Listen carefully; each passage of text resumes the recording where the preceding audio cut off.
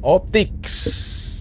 Yan ang ginagamit ngayon ng iba't ibang mga personalidad para mag-create ng isang imahe o persepsyon sa mata ng publiko. Opo, pwedeng video, pwedeng image, o photo, litrato. Pero pwede rin itong gamitin sa maganda, yung magandang optics, at pwede rin gamitin sa pagsisinungaling o yung tinatawag natin na optics to lie. O, itong optics to lie, ibig sabihin po, ito yung pag-pursue, paghabol o paghubog sa isang honest social image para hubugin. Oo. Ang isang dishonest behavior. Opo, isang visual behavior to create a dishonest image or perception. Magandang araw po, Idol Bigman Marco po. Welcome sa ating Let's Go Pinas YouTube channel. At yan po ang ating pag-uusapan ngayon. Bakit nga ba? Oo, napakahalaga ng optics ngayon dahil ito ay ginagamit ngayon para maraming bagay ay mapagtakpan. Katulad nga po ng mga naganap nitong mga nakalipas na mga araw lang, maraming mga optics tayong nakita. Isa na dyan ang pinaka-trending ngayon na balita. Totoo nga ba, mga kababayan, na ang ating Pangulong si Ferdinand Bongbong Marcos Jr. Nag-create ng matinding optics dyan sa katatapos-tapos lang na APEC sa South Korea, kung saan siya po'y umagaw ng atensyon sa kalagitnaan ng isang programa para makipagkamay kay Chinese President Xi Jinping. Grabe yan at mamaya papakita natin yung video niya. Pero balik tayo sa mga nakalipas pang mga araw bago ito. Ito po ay ilan lang sa mga optics na lumabas po sa mga balita. Katulad nga po nitong unang ipapakita ko sa inyo. Ayan mga kababayan. Ayon kay Chief of Staff General Romeo Browner, US Typhoon missile in Philippines can reach China.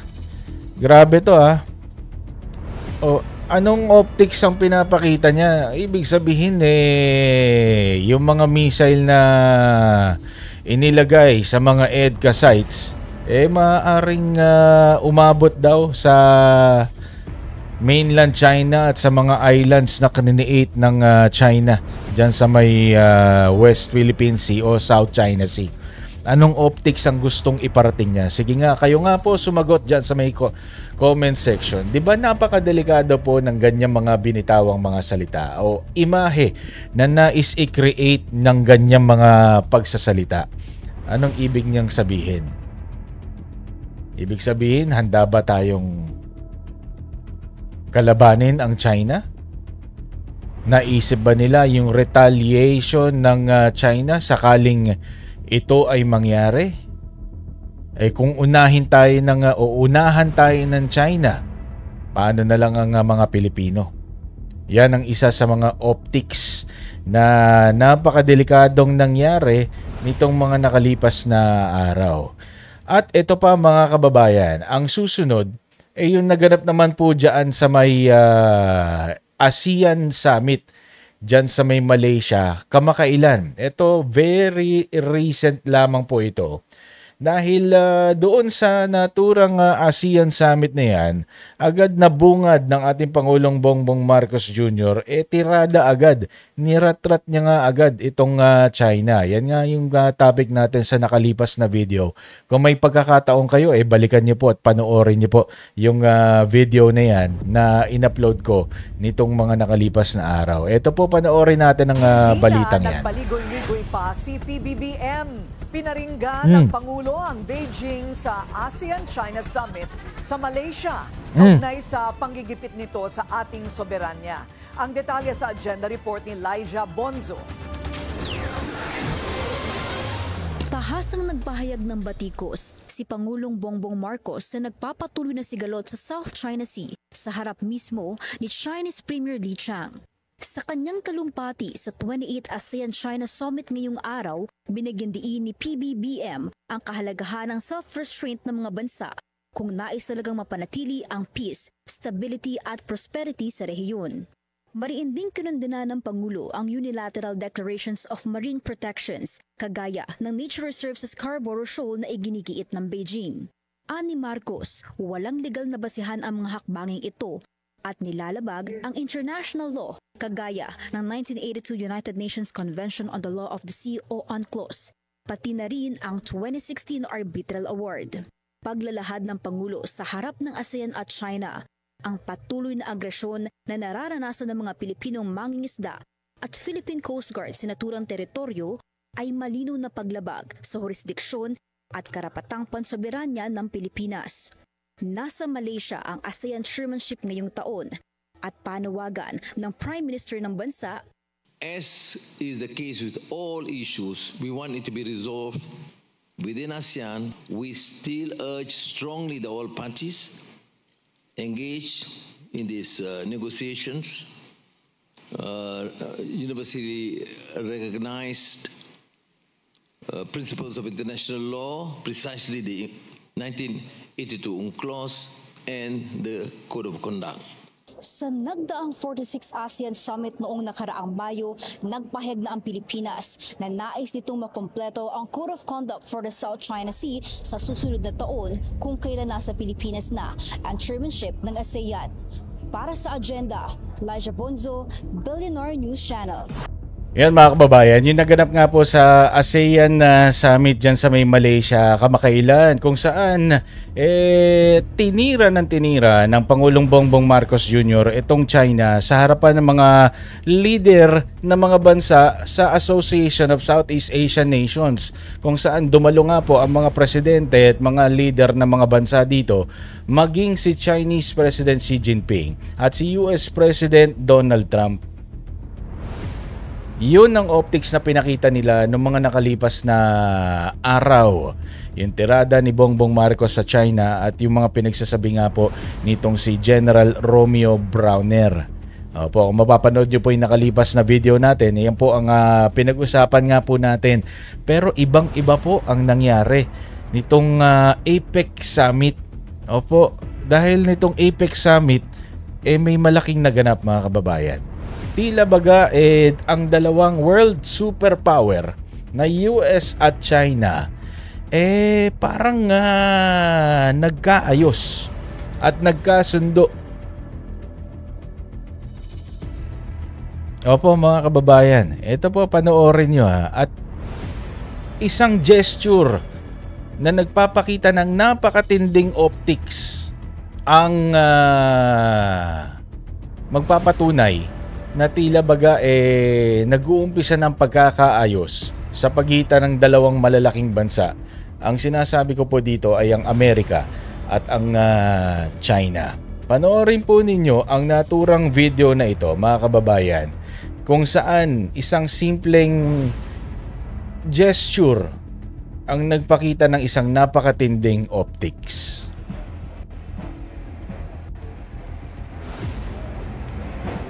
Mr. President, the President of the People's Republic of China. Good to meet you. Great pleasure to see you again. Good to see you again. 很高兴再见。Me too. And we're going to have a very successful meeting, I have no doubt. 我肯定我们今天会有非常成功的会议。 But he's a very tough negotiator. That's not good. 但是他是很强硬的谈判者哦，这不好。 We know each other well. 我们相互之间非常了解。 Mr. President, do you plan to sign a trade deal today? Could be. 有可能， I think we'll have a great understanding. 但是我们会达成很好的 We 理 have a 解。 great relationship. We've always had a great relationship. 我们之间的关系很好，关系总是很好。 Nakita nyo? Ulitin natin. Ito si US President Donald Trump at i-introduce dyan ang pagpasok ni Chinese President Xi Jinping. Tingnan nyo po ang gagawin ng dalawa. The President Yan po yung matinding optics na sinasabi ko. Yan po. Yan, dumaan lang si ate. Dumaan lang. Wait lang. Yan mga kababayan. Yan ang sinasabi ko. Yang handshake na yan. Opo mga kababayan. Yang handshake na yan ang nagpapakita ng matinding optics. Kung saan ang sinasabi kong optics ay nagbibigay ng magandang imahe. Dahil yan po ay ang imahe ng pagkakasundo at pagkakaintindihan sa pagitan ng dalawang bansa na meron pong napakalaking sigalot at di pagkakaintindihan at napakatinding tensyon sa mga panahon ngayon. Donald Trump, Xi Jinping. Ito pong moment na ito, mga kababayan, play natin. Great pleasure to see you again. Ito pong moment na ito, dumaan po yan sa napakaraming protocol. Dumaan po yan sa pagpaplano. Dumaan po yan sa pag-uugnayan ng dalawang bansa, kabilang ang mga bansang involved dito sa ASEAN at sa APEC para maganap ang moment na ito. Hindi basta-bastang nagkakamay-kamay ang dalawang bansa na merong napakatinding tensyon. At yan nga po ang naganap sa pagitan ng US at ang China. And we're going to have a very successful meeting, I have no doubt. But he's a very tough negotiator. That's not good. We know each other well. Mr. President, do you plan to sign a trade deal today? Could be. I think we'll have a great understanding. We have a great relationship. We've always had a great relationship. Please certify U.S. soybeans again?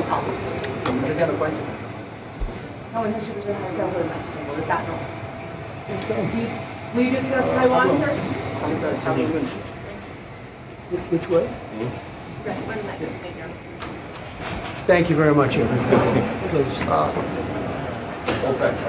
Hey, Sean Hannity here. Hey, click here to subscribe to Fox News mga YouTube kababayan, page. ang sinasabi natin, napakatinding handshake, isang napakatinding optics sa pagitan ng dalawang world superpower na may napakatinding tensyon dito sa rehiyon na ito ng mundo.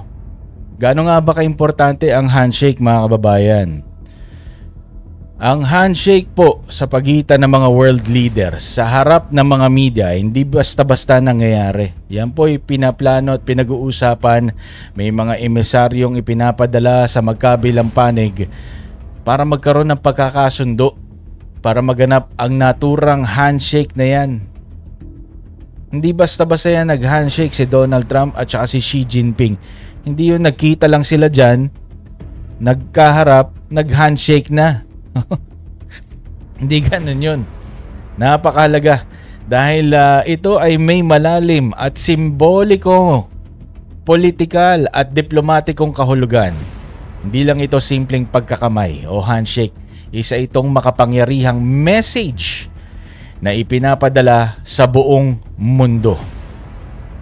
Una-una, simbolo ng diplomasya at kapayapaan.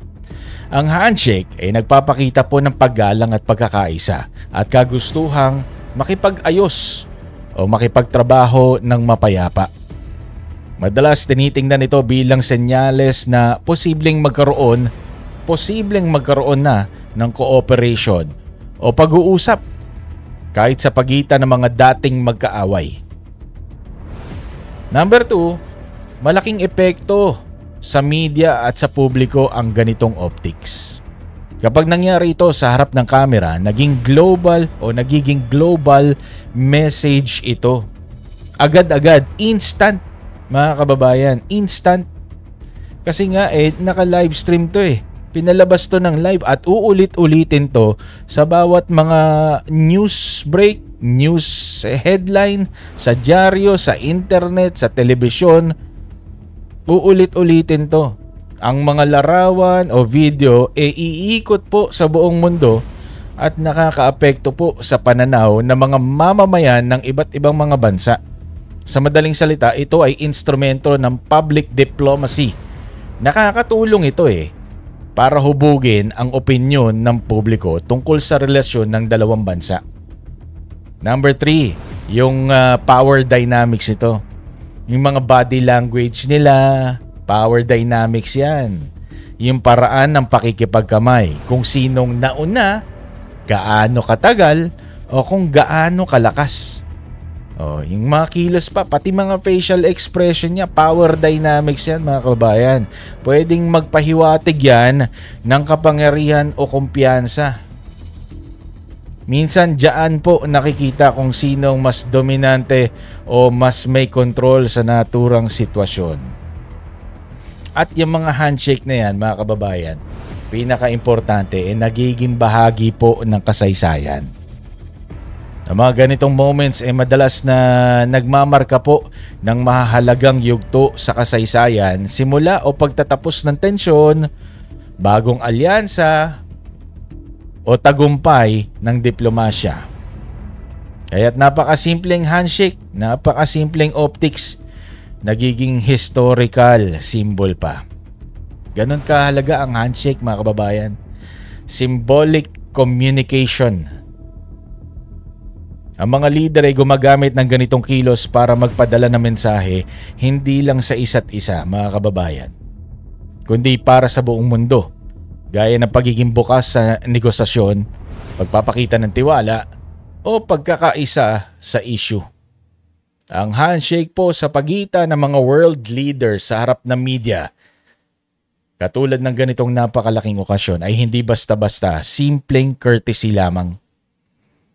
Ito ay isang maingat na inihahandang simbolo ng diplomacy. Ipinapakita nito ang tiwala, paggalang, yung word na yan, tandaan niyo po, paggalang at pagnanais ng kapayapaan. Kaya yung mga ganyang handshake, hindi basta-basta nangyayari yan Hindi yan out of the blue. Maisip mo lang, makikipag-handshake ka na.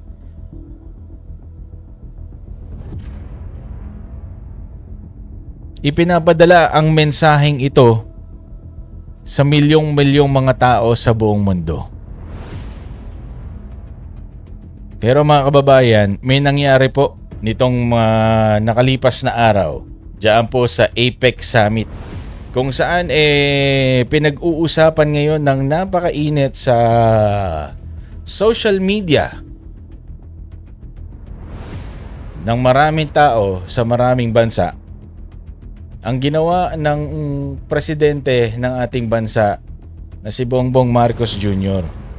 Totoo nga ba siya po ng ambush handshake kay Chinese President Xi Jinping? Ito po mga kababayan, panoorin po natin ang naturang video na iyan. 밝은 미래를 여러 가지 기대합니다. 飞出来那只蝴蝶 The butterfly was 很美丽。 저녁 in the dinner hall. It 나비가 was very 날아다녔습니다. 李在明总 너무나도 统 아름다운 就说 만찬 你们明年的 장소였습니다. 蝴蝶是不是也可以飞起来啊？ 대통령님께서 저에게 Kung papakinggan niyo po yung English translation, ang sinasabi po ni Xi Jinping dito parang yung gala, yung okasyon the night before nangyari itong meeting na ito na nagsasalita si Xi Jinping.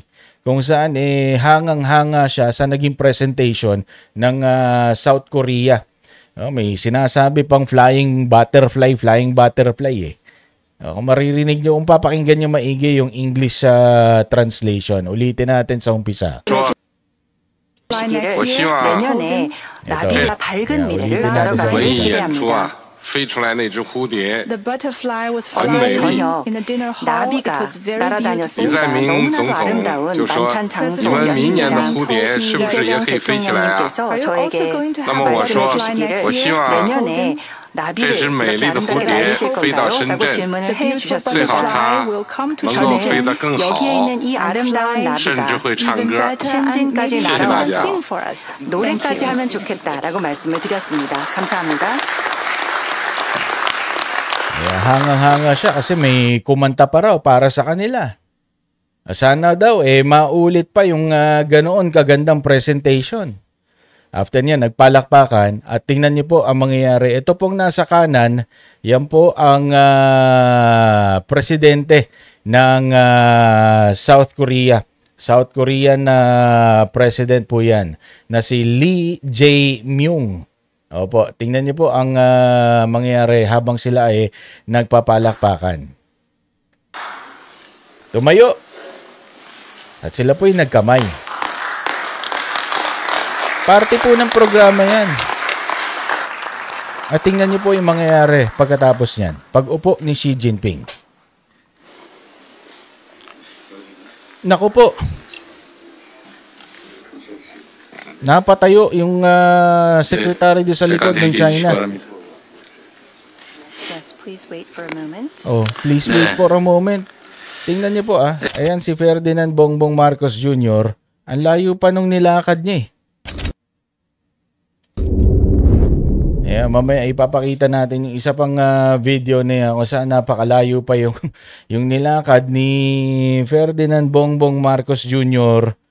bago nakabalik doon sa kanyang kinauupuan. Anyways, 밝은 미래를 열어가기를 기대합니다. The butterfly was flying 저녁 in the dinner hall. It 나비가 was very 날아다녔습니다. 너무나도 아름다운 만찬 장소였습니다. 이재명 대통령님께서 저에게 말씀해 주시기를 내년에 나비를 이렇게 아름답게 날리실 건가요? 라고 질문을 해주셨습니다. 저는 여기에 있는 이 아름다운 나비가 신진까지 날아와서 노래까지 하면 좋겠다라고 말씀을 드렸습니다. 감사합니다.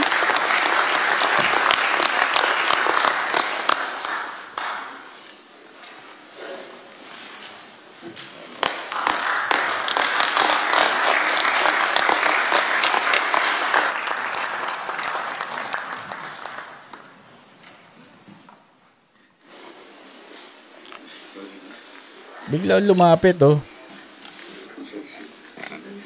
Napatayo yung nasa likod Nag-iba yung mukha. Yes, please wait for a moment. Nagkaroon ng pause yung naturang event. Please wait for a moment, sabi nung MC. Anyways, the butterfly was flying in the dinner hall. It was very 너무나도 아름다운 만찬 장소였습니다.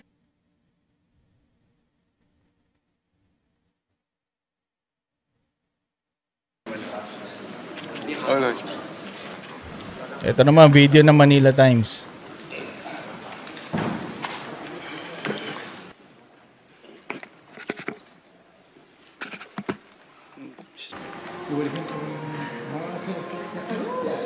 Wait lang.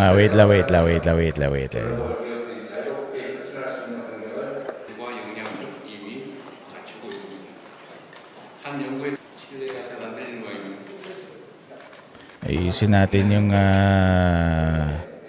video para makita niyo po ng buo.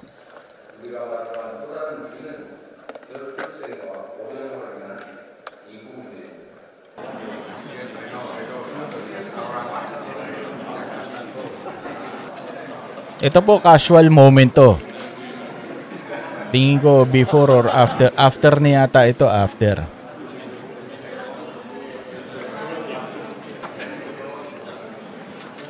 O before to, kakadating pa lang ni Xi Jinping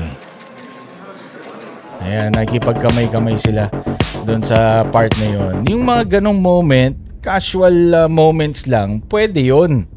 Pero yung habang ongoing ang program at maiiba ang programa, maho-hold yung programa dahil may nangyaring hindi dapat mangyari at wala sa list of activities ng naturang programa, ibang usapan po yun.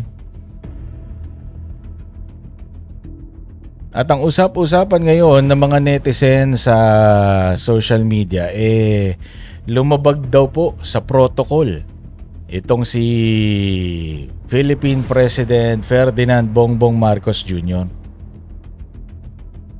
Opo, dahil wala nga po sa programa yun Nakaupo lahat ng mga world leader. Ang tanging tumayo lamang po doon si Xi Jinping at yung host ng naturang APEC meet na yan ng Pangulo ng South Korea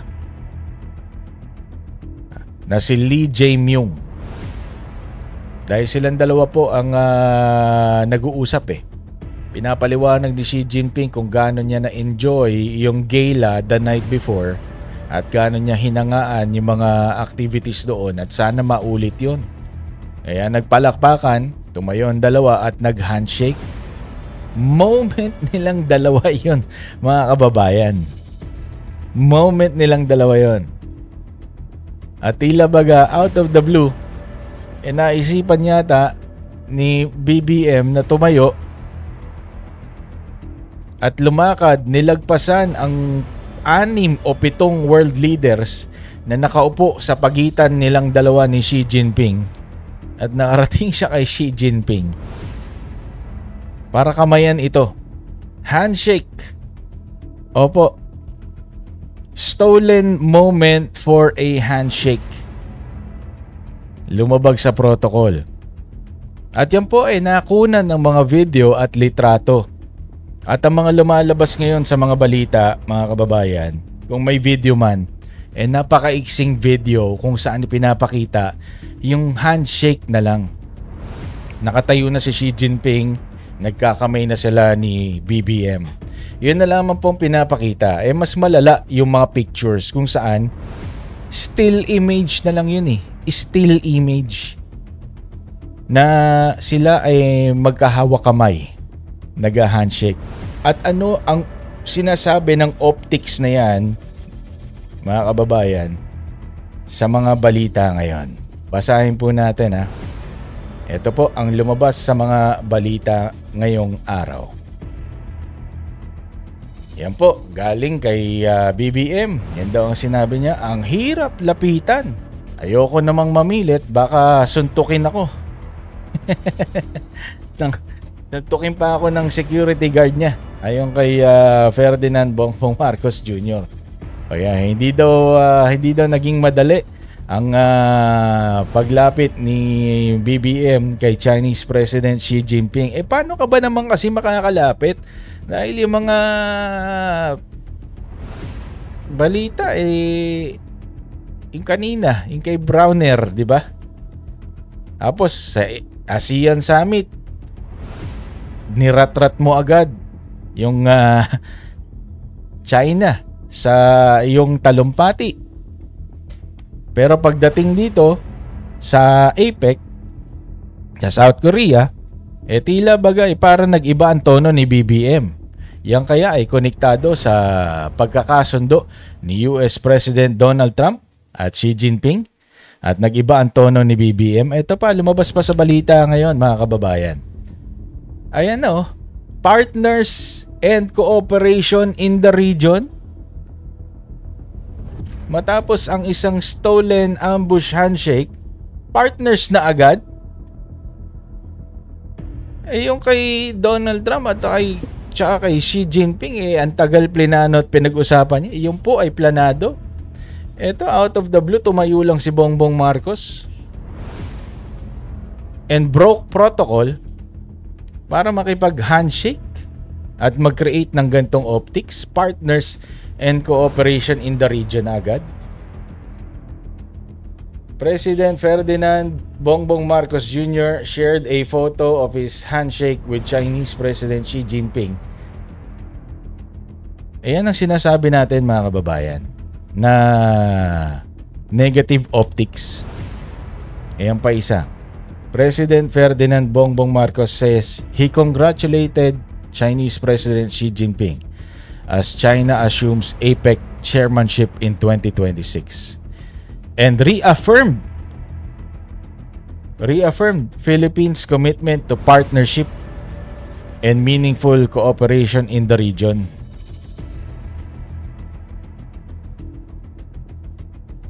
Pero anong sinasabi ng ibang media sa ibang bansa? Ito, Philippine media to.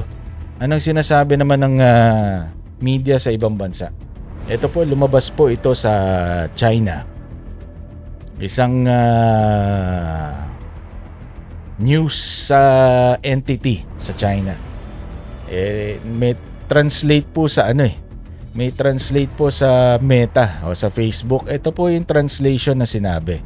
Photo released by Philippine media show that the Philippine President Marcos crossed the seats in several countries. Wrong grammar pa.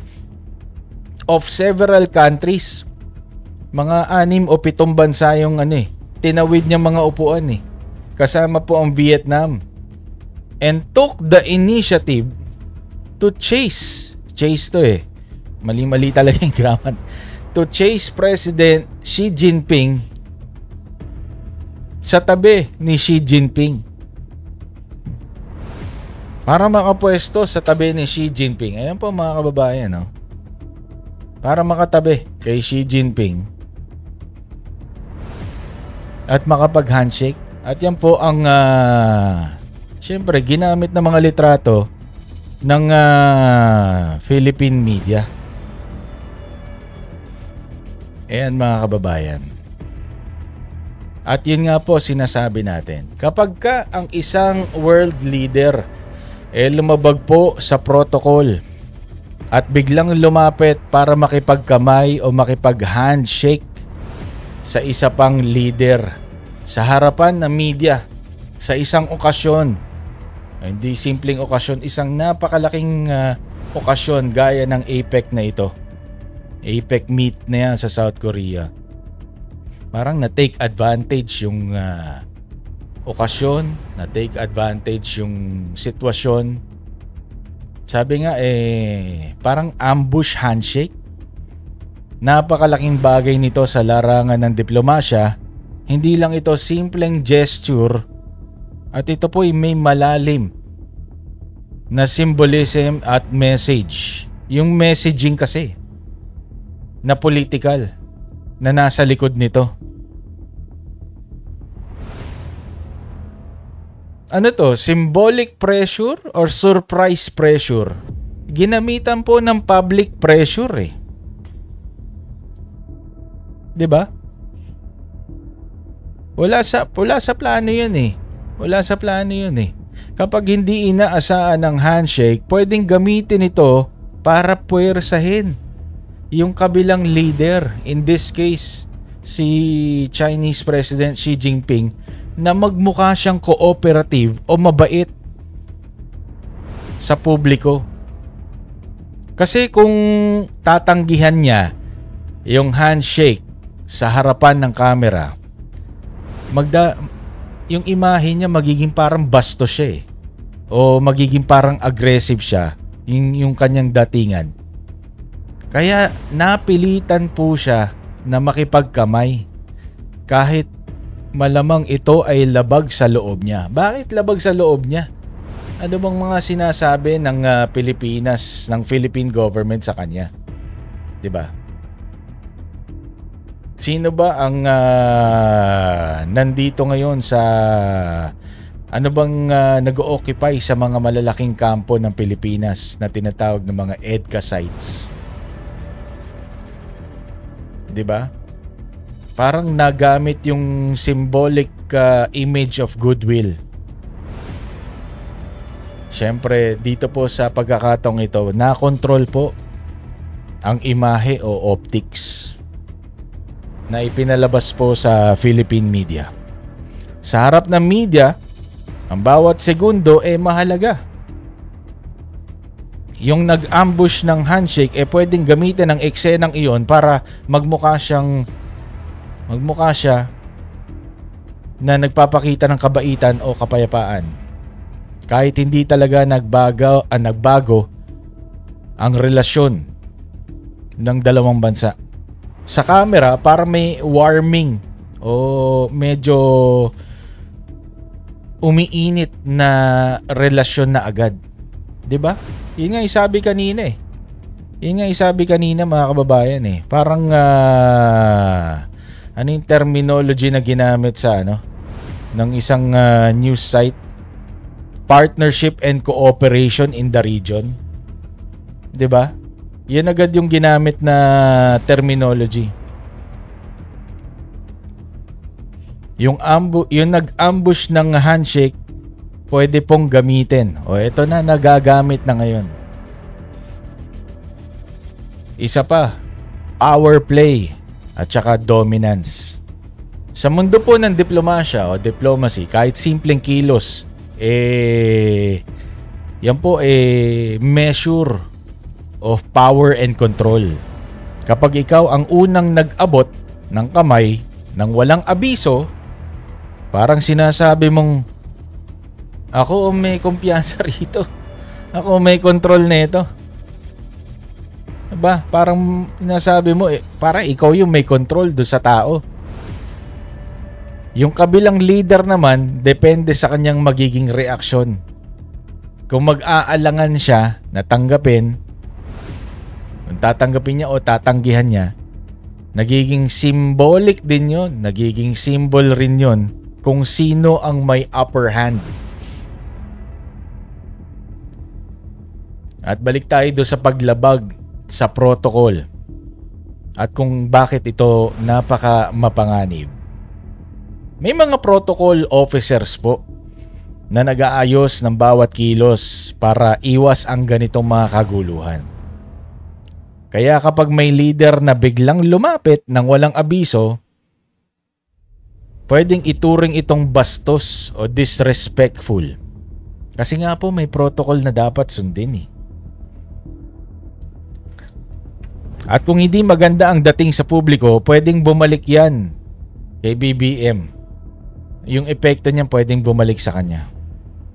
Pwede po siyang magmukhang desperado. Pwede rin po siyang magmukhang mapanlinlang. Or in short, pwede siyang magmukhang manipulative. Minamanipulate niya yung sitwasyon, na-manipulate niya yung Pangulo ng China. At yung epekto nito sa imahe at sa publiko, madalas po ang publiko nanonood. Nakatunghay po at nanonood. Nag-oobserba po ang publiko. Sa mga larawan, sa mga video, hindi sa buong context hindi sa totoong konteksto. Kung dun lang sa video, kung dun lang po sa mga larawan, yung maiksing video na inisplice, kung saan makikita na lang magkamay itong si Xi Jinping at si BBM. Yun na lamang po ang pinapakita ngayon. Hindi talaga manonood yung iba ng mahabang video para maintindihan yung totoong context ng nangyari. Kaya minsan ang isang handshake lang nagiging headline na parang pagmumukaing may malaking pagbabago sa relationship ng Pilipinas at ng China.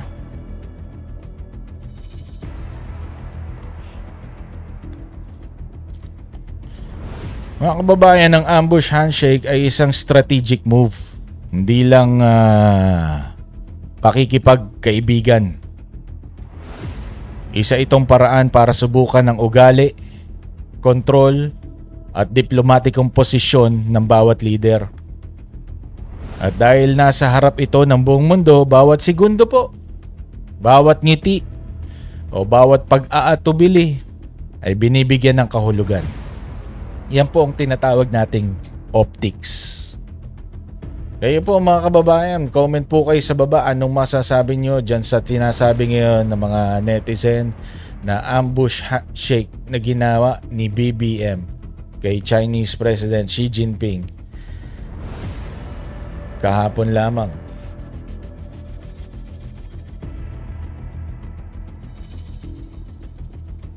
Ano po ang inyong masasabi? Comment down below mga kababayan, and please do share this video. Like nyo na rin po ang video na ito.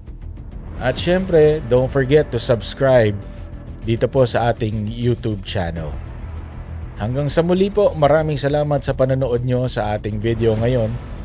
At abangan nyo po ang ating next video. I-click nyo po ang notification bell para kayo po ay updated sa ating next upload. Magandang araw po, maraming salamat at mahalin natin ang Pilipinas.